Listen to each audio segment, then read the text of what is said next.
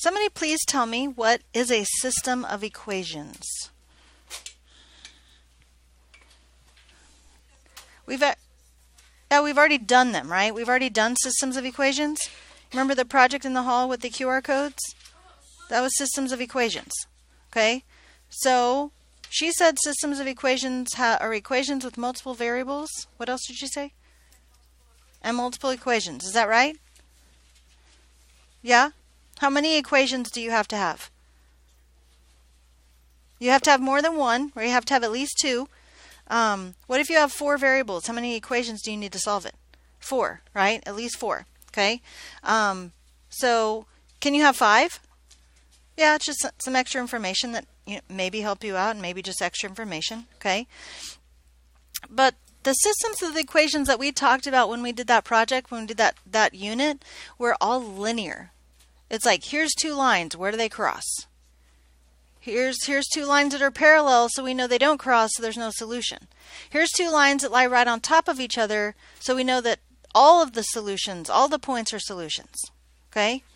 Well, today we're going to talk about nonlinear systems. Okay?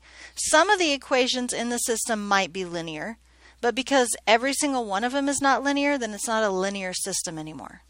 Okay? Is this a linear system? No. The first equation is linear. It's definitely a line. Okay? The second equation is not. What is it? It's a quadratic. It's a parabola. Okay? So, before we even do this one, we're going to talk real quick in general about how many solutions we could have to a system of nonlinear equations. How many solutions could we have? If we have a parabola and a line, let's just say that's all we have right now is a parabola and a line. How many solutions could we have? We could have 2. How could we have 2? The line is crossing the parabola. So here's the parabola and then here's the line, right? So I have a solution here and a solution here. Okay, I agree with that. Is there any other possibilities? 1. How would we have 1? Okay, so the parabola is here and the line maybe is horizontal. Doesn't have to be, but maybe it is, right? Or maybe the parabola is right here, and then this line is tangent to that parabola. Oh my gosh, geometry. Or instead of a horizontal line, what if it was a vertical line? Would that also work for one solution? Right there.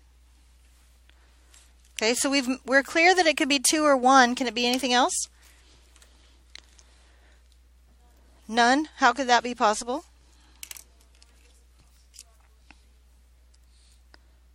So maybe the parabola is like that and the line is like that.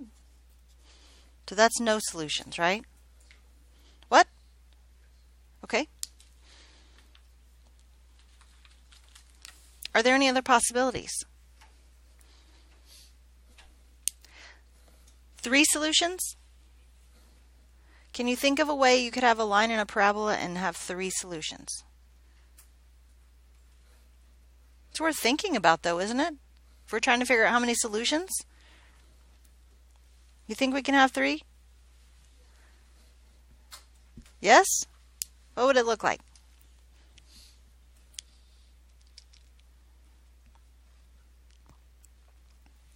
So maybe no.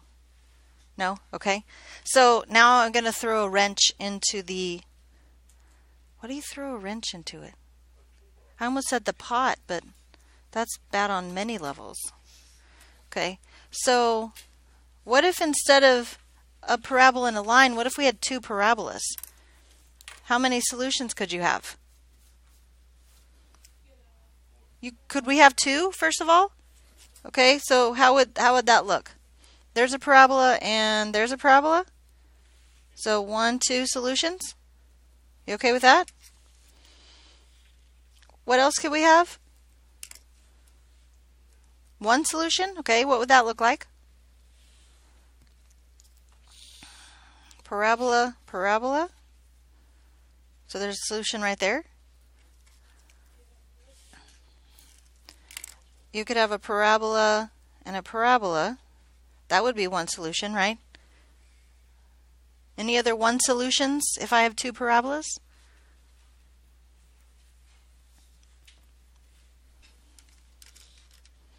Of course, they could be facing different directions, right? One could be opening up and one could be opening down. How could we do that? For one solution? Because see here I have both opening up. Can we do... That's both opening opposite directions. I guess if they were like somehow like tangent like this to each other where there's only one place right there, that's possible. Okay, what else? How many other solutions could we have besides 2 and 1? None. How would that happen?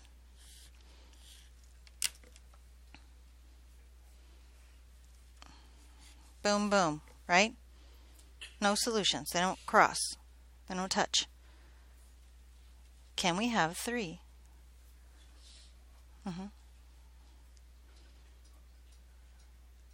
I'll give you a hint. You can.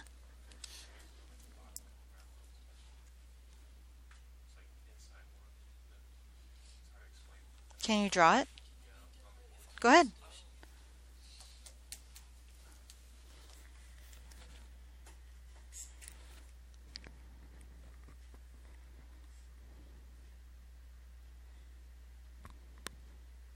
And that's how you can, if you think outside the box. Yeah. So here's what he's drawing.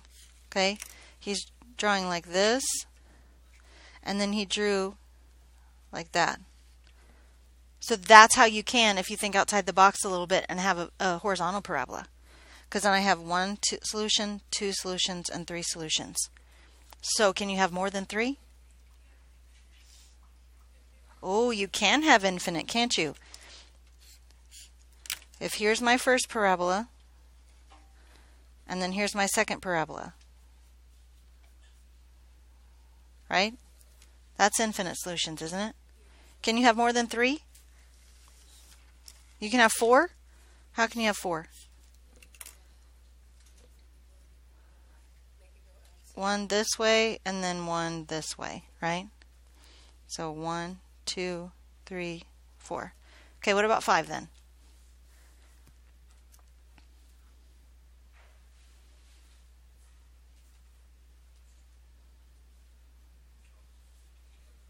I don't think so either. Now, is this the only way you can have 4?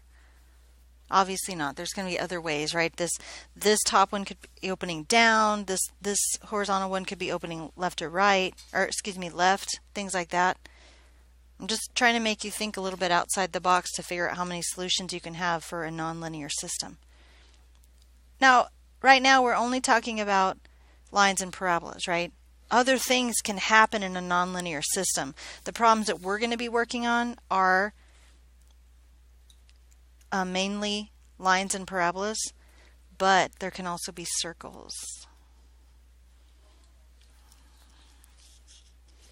Okay? So just something to think about. The main thing that I want you to get out of this is tell me, where is the solution? Where is it? Where they cross. No matter what it is, if it's a line and a parabola or if it's multiple parabolas, the solution is where they cross. And what is where they cross called?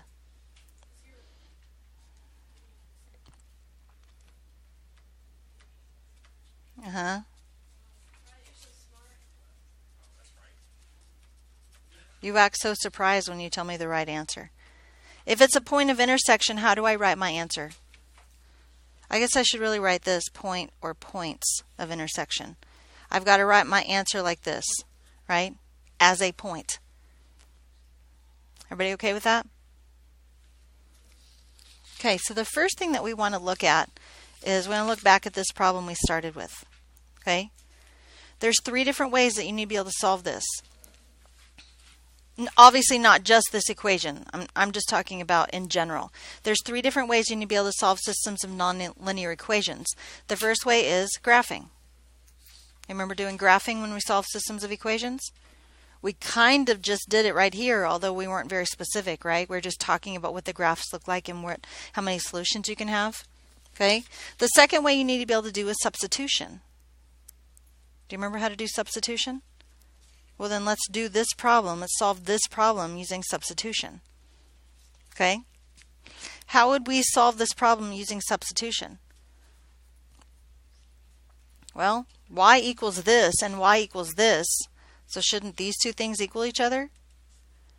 Another way to think about it is if y equals this and y equals x squared, can't I put x squared right in there for what y equals? Because I know y equals x squared. So I have x squared equals x plus 4 by substitution. Is that an equation you know how to solve? Heck yeah. It's a quadratic, so we want it to equal 0. So I'm going to subtract x from both, from both sides of the equal sign. And I'm going to subtract 4 from both sides of the equal sign.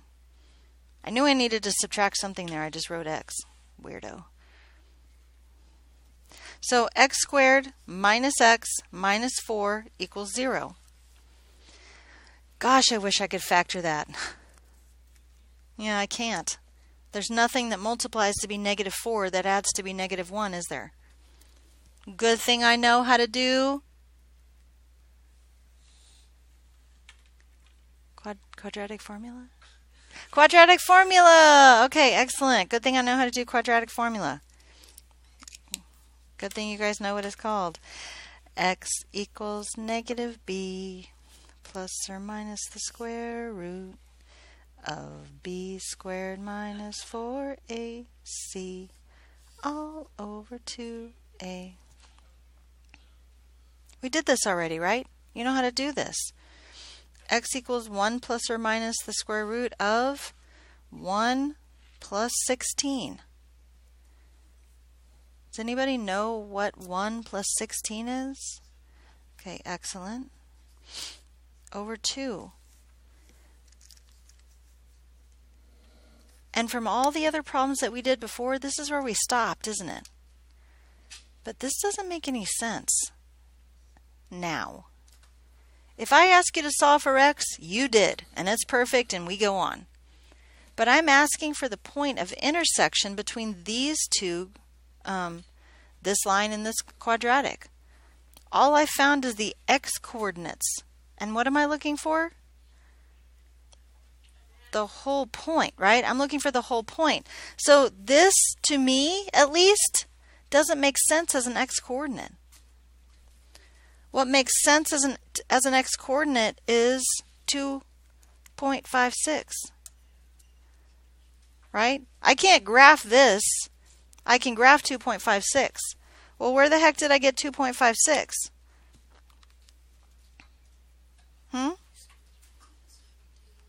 Yeah, I did 1 plus the square root of 17 over 2. Have you ever done that before? Good. But I'm going to show you how just in case. 1 plus the square root of 17 over 2. Oh, look, 2.56. 2.562, in fact, right? 3 decimal places is always good, unless I tell you different. 2.562. And then I also have 1 minus the square root of 17 over 2, right? Negative 1.562. So do I just put parentheses around that and that's my point of intersection? No, that would be ridiculous, wouldn't it? What did I just solve for? X. So since I just solved for x and I got 2 x values, tell me how many points of intersection I have here. 2. I have 2 points of intersection. The first point looks like this. 2.562 something. And the second point looks like negative 1.562 something. How do I figure out the something? Genius. Take what x is, plug it back into one of these two. Which one would you like to choose? The second one, so you want to square each one of these? So 2.562 squared. 6.564. And then negative 1.562 squared. Negative, God bless you. Negative 2.43. Uh-oh. What should I do here?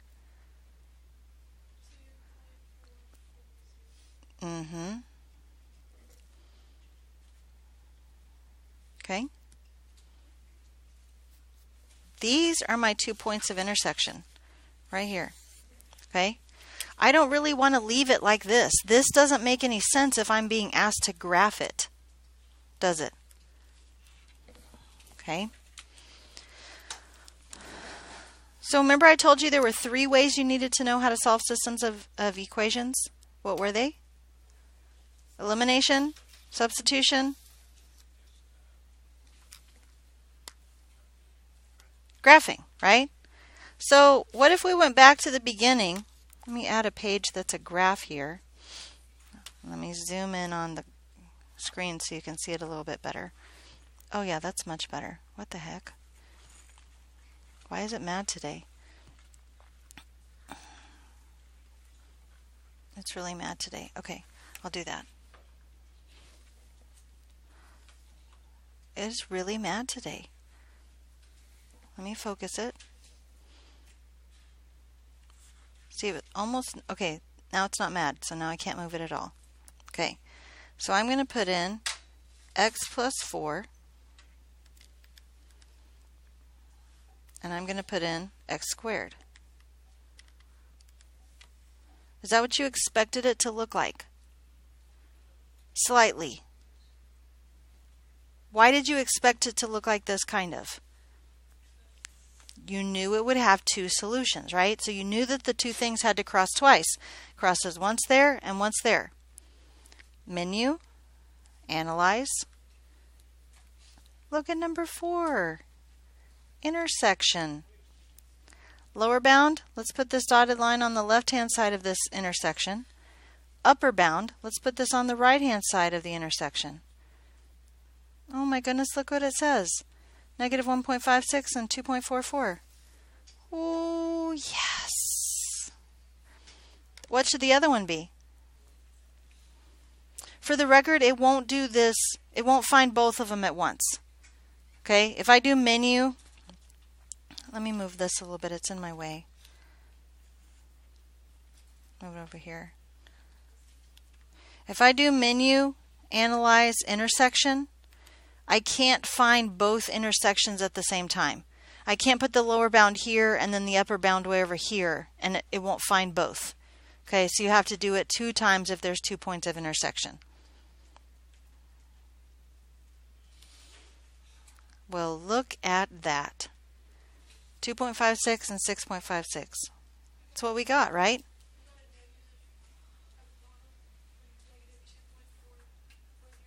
Why do we get a negative? I don't know either. Let's look. Oh, look what happened. The thing I told you to be careful of, I wasn't careful of. I just put in negative 1.56 squared. And what I meant to put in was a parentheses negative 1.56 and squared. So that one should be a positive right here. Ooh, I messed up. Please forgive me. There's an example of why you should be careful. How about that? I didn't do that on purpose, guys. I just messed up. I'm sorry. Okay. Any questions so far? So, which way is the better way to do this? This way or this way? Well, it just really depends on what they ask you to do, doesn't it? Does it ask you to solve by substitution? Then you got to do this. Does it ask to solve by graphing? Then you got to do this. Okay? What if it asks to solve by elimination? Do you remember how to do that? Oh, you do? I don't need to do any examples of that? Oh, see what happens when you don't talk to me, jerks.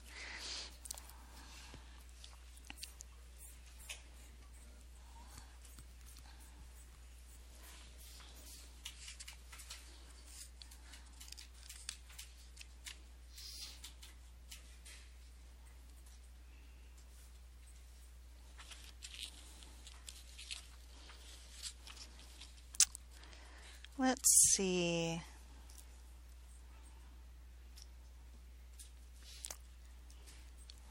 trying to find a good one to show you.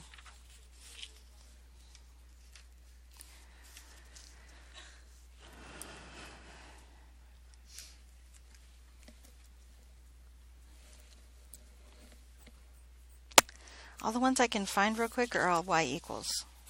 And I don't want to do that.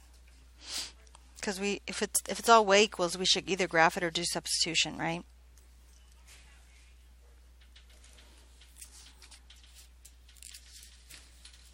We'll do it anyways. Y equals x squared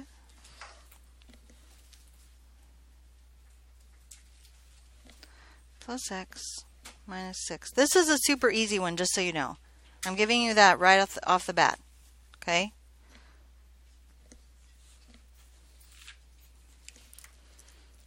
This one's super, super easy. Well, because this is a system. Now, do you see why it's super easy? When we do elimination, what do we do with the equations? We add them together, right? We want to add them together so something will eliminate. Well, this is x squared and this is negative x squared. So if I add them together, that's going to go to 0, isn't it? So what's y plus y? Really? 2y? What's x squared and a negative x squared? 0. What's x and negative x? What's negative 6 and positive 6? So what does y equal in this problem? 0. How do I find out what x is if y is 0? Plug it in for y. So maybe 0 equals x squared plus x minus 6. So I'm just solving that. That's just a quadratic. Can I factor that? X plus 3x minus 2. What's x equal?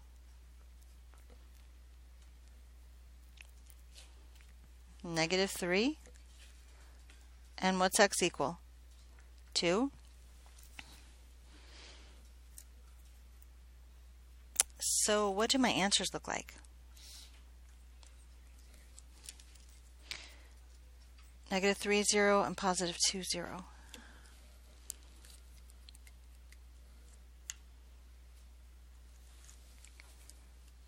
See what I mean? That was super easy. But even if it's y equals something, I still want to be able to combine them together if I can to get it to eliminate a variable. Okay? So what if the system looked like this instead? Y equals x squared plus 2x plus 1, and y equals negative x squared plus x plus 2. Here's the deal though. If I'm going to eliminate my x's, I've got to eliminate all of the x's, the x squareds and the x's. So a lot of times people choose to eliminate the y's because there's typically only the y. Okay? So if I were doing this problem by myself, I would multiply the whole bottom equation by a negative 1 and get negative, positive, negative, negative, and I would combine it from there. Because when I combine it from there, this is 0, isn't it? 0 equals 2x squared plus x plus 1. And that's just a quadratic that I can solve using the quadratic formula. So in this first one we did, miraculously, both of the x's canceled. They both went to 0, so I just went ahead and solved for y first. These x's both wouldn't cancel right here, so I decided to go ahead and cancel my y's instead. Make my y's go to 0. You have any questions about that? Now, do I need to finish this problem, or you got it? Finish it? Yes, ma'am. X equals negative b plus or minus the square root b squared minus 4ac all over 2a. X equals negative 1 plus or minus the square root of 1 minus 8 over 4. X equals negative 1 plus or minus the square root of negative 7 over 4.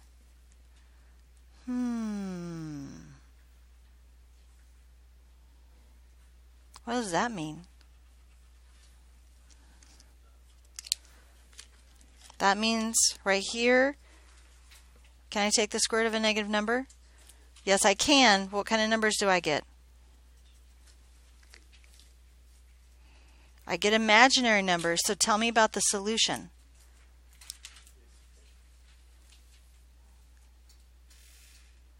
Tell me about the solution. Correct.